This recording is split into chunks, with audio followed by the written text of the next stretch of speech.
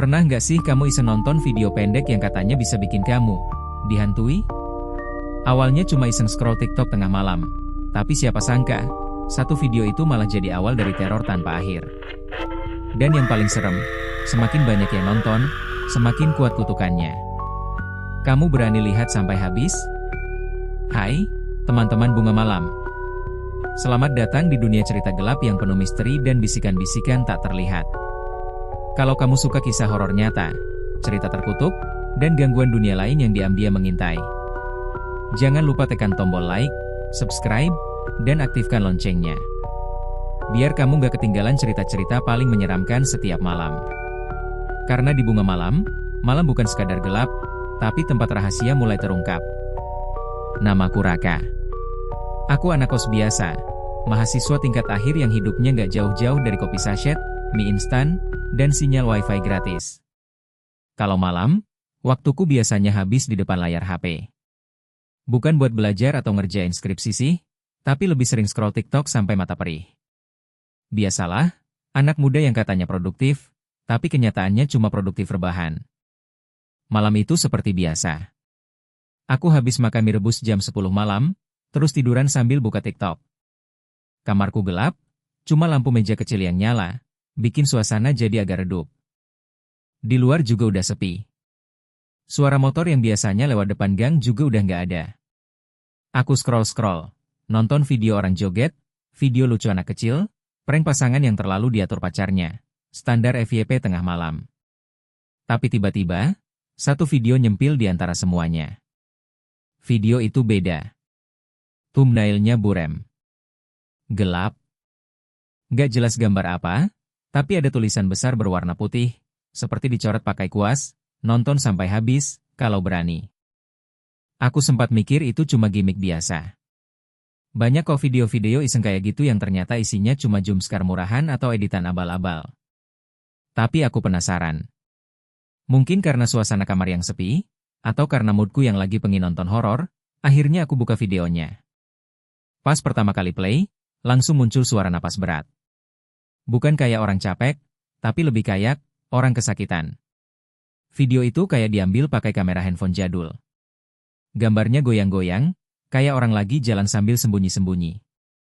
Lokasinya di dalam kamar, gelap, cuma ada satu lampu redup di langit-langit. Di dinding kamar itu, ada banyak coretan. Semacam simbol atau tulisan yang aku nggak ngerti artinya. Tapi semuanya ditulis pakai cat warna merah, mirip darah. Aku terusin nonton. Tangan aku mulai dingin. Belum ada apa-apa sebenarnya, tapi suasananya bikin bulu kuduk berdiri. Kamera terus bergerak ke sudut kamar. Di pojokan, kelihatan bayangan seseorang. Cewek. Berdiri diam. Rambutnya panjang banget, nutupin muka. Tapi dari balik rambut itu, kelihatan matanya nyala merah. Serius. Matanya doang yang kelihatan nyala kayak api kecil. Padahal nggak ada filter atau efek aneh. Semuanya kelihatan natural, kayak video nyata. Detik ke-13, cewek itu gerak sedikit. Tangannya naik pelan-pelan, nunjuk ke arah kamera. Dan entah kenapa, aku ngerasa kayak dia nunjuk ke aku langsung, bukan ke orang yang ngerekam. Jantungku langsung deg-degan. Aku pengen pause, tapi tanganku nggak gerak. Rasanya kayak ada yang nahan.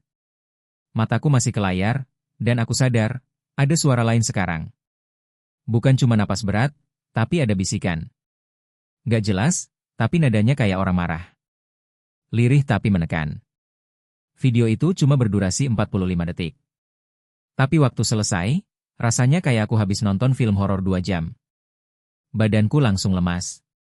Aku tekan balik, pengen lihat siapa yang upload, tapi tiba-tiba TikToknya nge-refresh sendiri. Layar HP putih sebentar, lalu balik ke FYP awal. Video itu hilang. Akunnya nggak bisa dicari. Aku bahkan coba ketik kata kunci di pencarian, tapi hasilnya kosong. Kayak video itu nggak pernah ada. Aku bingung. Masih duduk di kasur sambil mikirin kenapa bisa hilang secepat itu. Tapi aku juga ngerasa bodoh sendiri. Masa sih video TikTok bisa segitu seremnya? Mungkin emang aku aja yang terlalu tegang. Aku anggap itu sugesti. Lalu aku bangkit, matiin lampu, dan siap-siap tidur. Sekitar jam 2 lewat dikit, aku mulai merem. Tapi pikiran masih ke video itu. Aku coba alihin pikiran, mikirin tugas kampus yang belum kelar, rencana beli sepatu baru, atau apapun yang bisa bikin aku lupa sama bayangan cewek tadi. Tapi tetap aja, mukanya, maksudku, matanya, masih terbayang-bayang. Nyala merah, terang banget. Dan bisikannya, kadang masih terngiang di telinga. Aku akhirnya ketiduran. Tapi tidurku nggak tenang. Aku mimpi. Dalam mimpi itu, aku ada di dalam kamar kosku sendiri. Tapi suasananya beda. Jendela kebuka, angin masuk kenceng banget. Tirai ngebentur-bentur tembok. Dan di pojok kamar, dia berdiri. Cewek itu. Sama persis kayak di video. Rambut panjang, badan pucat, dan matanya, merah menyala. Aku kaku. Gak bisa gerak.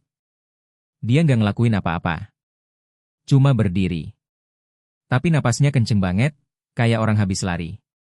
Aku pengen teriak, tapi suara gak keluar. Mau lari juga kaki kayak dipaku. Dia maju satu langkah. Terus berhenti. Matanya terus menatap. Tangan kirinya gerak pelan, ngelus tembok. Dan tiba-tiba, dia bisik sesuatu. Suaranya sama kayak di video, tapi kali ini lebih jelas. Sekarang giliran kamu. Aku langsung kebangun. Nafas ngos-ngosan. Badan basah keringat. Aku lihat jam di HP, pukul 3.17. 3 pagi lewat 17. Jantungku masih berdetak kencang. Aku duduk di kasur, coba nenangin diri. Tapi ada yang aneh. Jendela kamar kebuka. Padahal aku ingat betul udah nutupnya sebelum tidur. Aku bahkan sempat ngancingin tirainya. Tapi sekarang kebuka lebar. Angin malah masuk, dingin banget.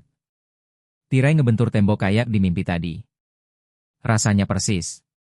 Aku langsung bangkit, lari ke jendela, nutup dan ngancingin lagi. Sambil berusaha mikir logis, aku bilang ke diri sendiri, mungkin lupa, mungkin angin kencang, mungkin mimpi itu kebetulan. Tapi rasa merinding di punggungku nggak hilang-hilang. Sejak malam itu, aku jadi parno sendiri. Aku nggak berani buka TikTok tengah malam lagi. Bahkan aku uninstall aplikasinya besok pagi. Tapi rasa takut itu tetap ada. Setiap jam 3 pagi, aku sering kebangun tanpa alasan. Dan setiap kali kebangun, rasanya kamar jadi lebih dingin dari biasanya. Kadang aku dengar suara napas berat, tapi nggak tahu dari mana. Pernah juga, waktu aku lihat kaca lemari, aku ngira lihat bayangan cewek itu berdiri di belakangku. Tapi pas nengok, kosong. Aku mulai cerita ke teman kosku, Fahri. Dia anaknya suka horor juga, jadi aku pikir dia bakal ngerti. Tapi reaksinya malah ketawa. Rak, lu kemakan algoritma horor TikTok. Biasa itu. Banyak yang pakai efek, suara doang. Lu parno sendiri. Aku coba jelasin lebih detail, soal mimpi, soal video yang hilang, soal cewek bermata merah itu. Tapi dia tetap anggap aku cuma kecapean. Gak salah juga sih. Mungkin emang aku terlalu banyak pikiran.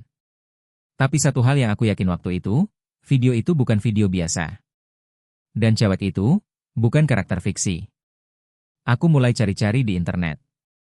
Forum horor, Reddit, bahkan thread Twitter. Aku coba cari dengan kata kunci, video TikTok serem hilang sendiri. Video kutukan TikTok, atau cewek mata merah TikTok. Tapi hasilnya tetap nihil. Gak ada yang cerita hal yang mirip.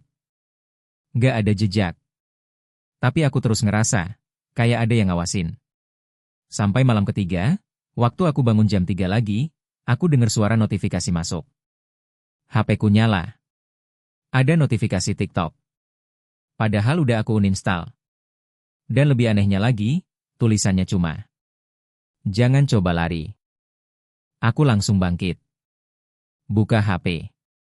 Aplikasi TikTok-nya udah terinstall lagi. Otomatis. Aku bingung, panik, keringat dingin. Aku buka aplikasinya. Begitu masuk, langsung muncul video yang sama. Video itu. Cewek yang sama, kamar yang sama. Tapi sekarang, durasinya beda. Bukan 45 detik. Tapi 1 menit 13 detik. Dan di akhir video, muncul namaku. Nama TikTokku. Raka94. Tulisannya ada di pojok kanan bawah. Aku nggak ngerti lagi harus percaya atau enggak. Tapi malam itu, aku sadar satu hal, ini bukan sekadar video viral. Bukan prank. Bukan editan. Ini kutukan. Dan aku udah jadi bagian dari ceritanya. Sejak malam itu, aku nggak bisa tenang. Rasanya kayak hidupku nggak lagi jadi milik sendiri. Hari-hari mulai terasa aneh. Nggak cuma malam yang bikin merinding, siang pun ikut kerasa dingin. HP-ku jadi benda paling bikin was-was. Tiap bunyi notifikasi, jantungku langsung deg-degan. Aku udah hapus TikTok lagi, pastiin uninstall bener-bener. Tapi entah kenapa, 2 hari kemudian, aplikasi itu muncul lagi sendiri. Dan setiap kali aku buka TikTok, walaupun cuma sekilas, akun misterius itu selalu muncul di FYP paling atas. Nggak ada nama pengguna, nggak ada foto profil, nggak ada bio. Cuma satu video. Video itu. Yang makin lama makin aneh. Aku tahu, karena aku akhirnya iseng putar lagi. Bukan karena pengin, tapi kayak ada yang nyuruh. Kayak, dipaksa. Video yang dulunya berdurasi 45 detik, terus jadi 1 menit 13 detik, sekarang udah 1 menit 39 detik. Setiap versi baru, selalu ada hal baru di dalamnya. Simbol-simbol di dinding makin banyak. Cahaya makin redup. Dan cewek itu makin dekat ke kamera. Di akhir video, dia ngelihat langsung ke kamera. Dan entah sugesti atau bukan, aku ngerasa dia ngomong sesuatu tanpa suara. Tapi aku ngerti maknanya. Sebarkan, atau jadi korban. Aku panik. Gak tahu harus ngapain. Mau cerita ke siapa juga bingung. Akhirnya aku putuskan cerita lagi ke Fahri. Tapi kali ini aku lebih serius. Aku ajak dia duduk bareng di warung kopi kecil dekat kos. Tempat yang terang dan rame. Kupikir, kalau ceritanya disampaikan di tempat kayak gitu, aura horornya bisa sedikit berkurang. Lu percaya nggak sih kalau ada video TikTok yang bisa bikin orang hilang? Tanyaku setelah lama diam. Fahri awalnya ngelirik aku santai. Maksud lu, kayak apa? Sihir digital gitu? Aku langsung kasih lihat rekaman layar HP-ku yang tadi pagi sempat aku simpan. Pas aku tunjukin, dia sempat tertawa kecil. Bilang, ah, lu ngedit ya?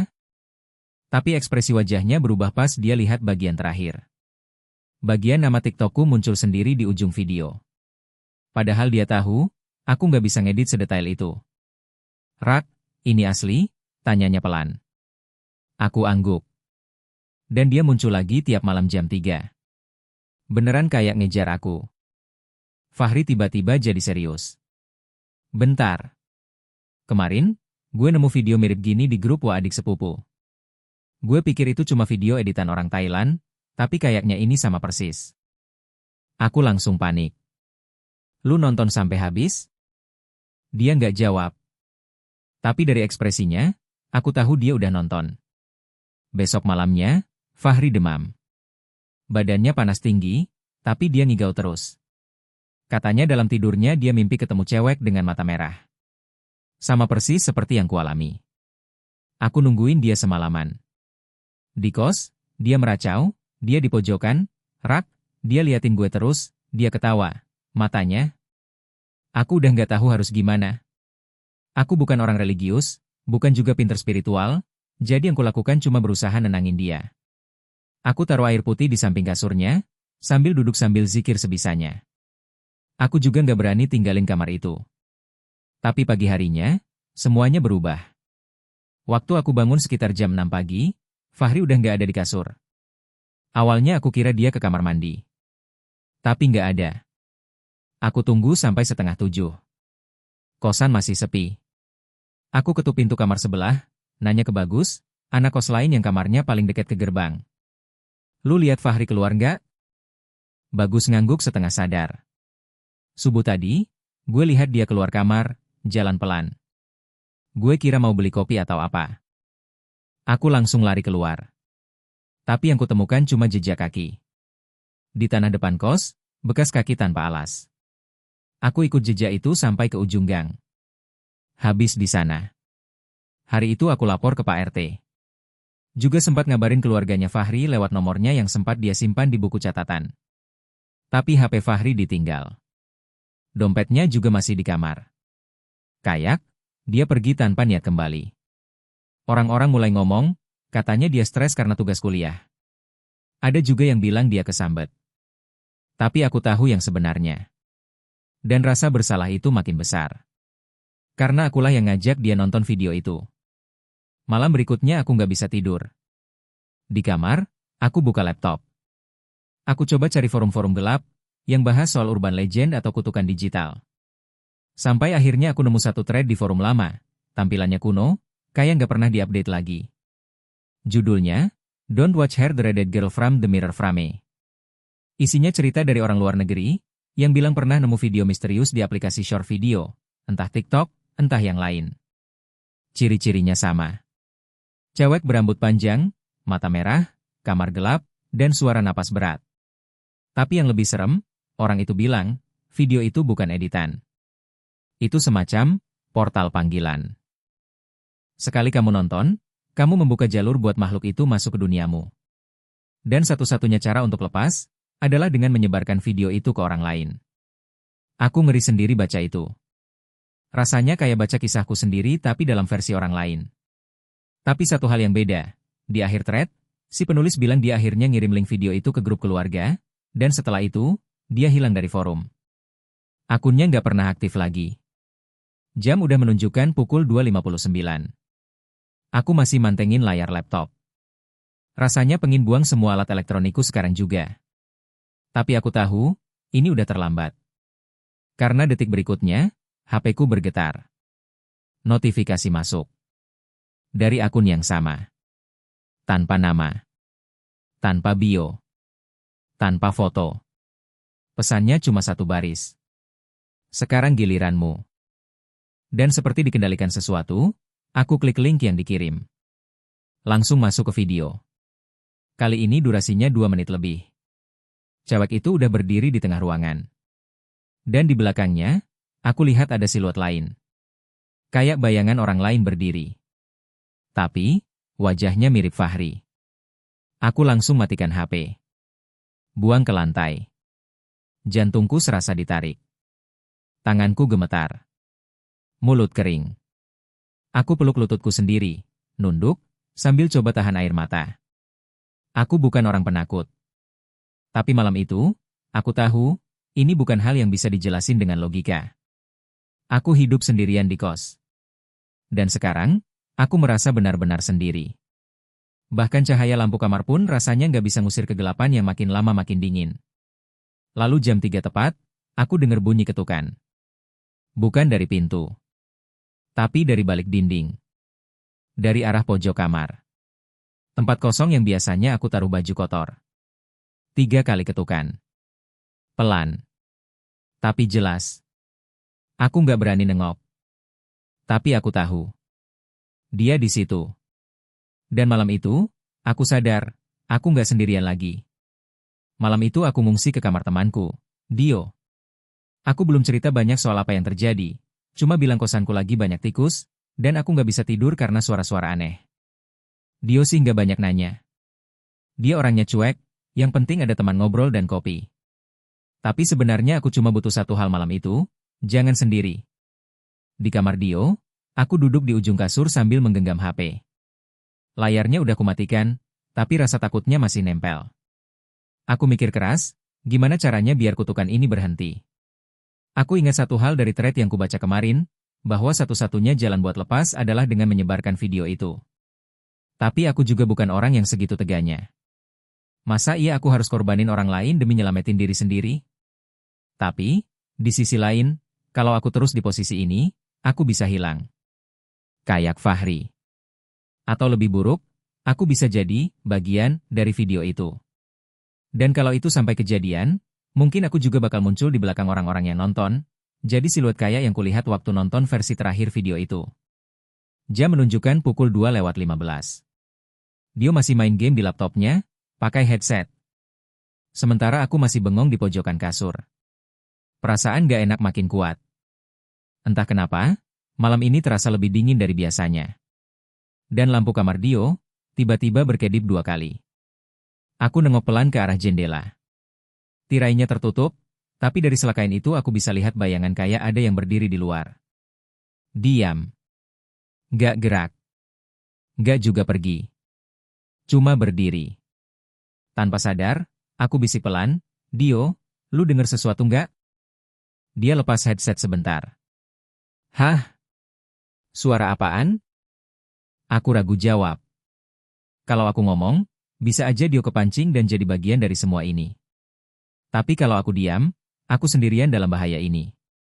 "Kayak, suara orang napas berat," jawabku akhirnya. Dia diam sebentar. Lalu nyalain senter HP, ngarahin ke pintu dan jendela. "Gue sih nggak denger apa-apa." "Mungkin lu kecapean, Rak." "Udahlah, tidur dulu, besok juga udah beres." Tapi aku tahu, ini nggak bakal beres gitu aja. Dan aku ngerasa malam ini dia mulai ngincar orang-orang di sekitarku. Dan betul aja. Jam 3:05, HP-ku nyala sendiri. Kali ini videonya bukan muncul di TikTok, tapi langsung sebagai pop-up layar penuh. Aku shock. Video itu main sendiri, tanpa bisa dihentikan. Aku coba tekan tombol power, volume, bahkan lempar HP-nya ke lantai. Tapi layarnya tetap nyala. Cewek itu muncul lagi.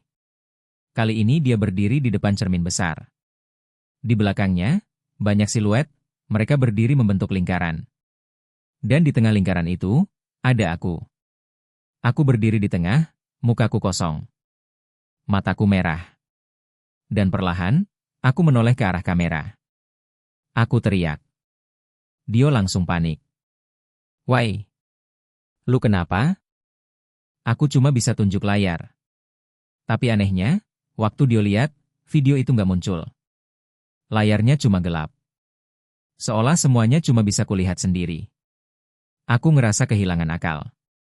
Ini bukan sekadar video lagi. Ini udah kayak ritual digital.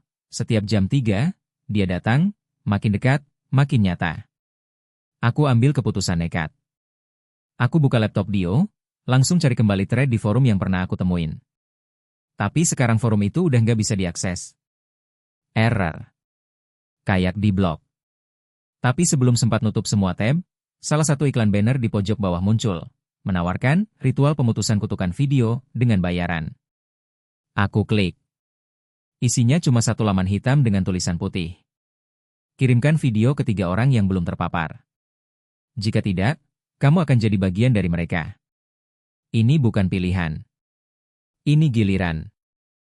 Hatiku campur aduk. Gak mungkin aku kirim ke orang-orang yang aku sayang. Tapi kalau aku kirim ke orang asing, mereka tetap manusia. Mereka bisa celaka juga. Tapi, 1 jam aku duduk termenung. Sampai Dio akhirnya tidur sambil nyalain musik dari headset. Dan aku buat akun TikTok baru. Aku upload video itu. Tapi sebelum publis, aku tulis caption. "Jangan tonton sampai habis. Ini serius. Simpan nyawamu." Dan aku aktifkan opsi private. Cuma bisa diakses lewat link. Aku kirim link itu ke 3 akun bot acak yang biasanya follow-follow sendiri. Aku berdoa semoga mereka bukan orang sungguhan.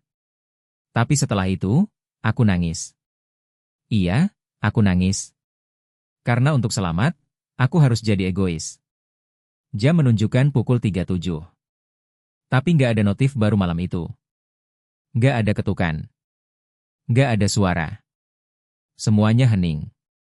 Aku kira, itu tanda kutukan berhenti. Tapi keesokan paginya, aku dapat DM di Instagram. Dari akun tanpa nama. Foto profilnya kosong. Pesannya cuma 1. "Giliranmu belum selesai. 3 bukan cukup. Semua harus tahu." Dan di bawahnya, ada video lain. Kali ini, lebih lama. Lebih gelap. Dan di tengah layar, ada cermin besar. Dengan pantulan kamar yang sangat aku kenal. Kamarku sendiri.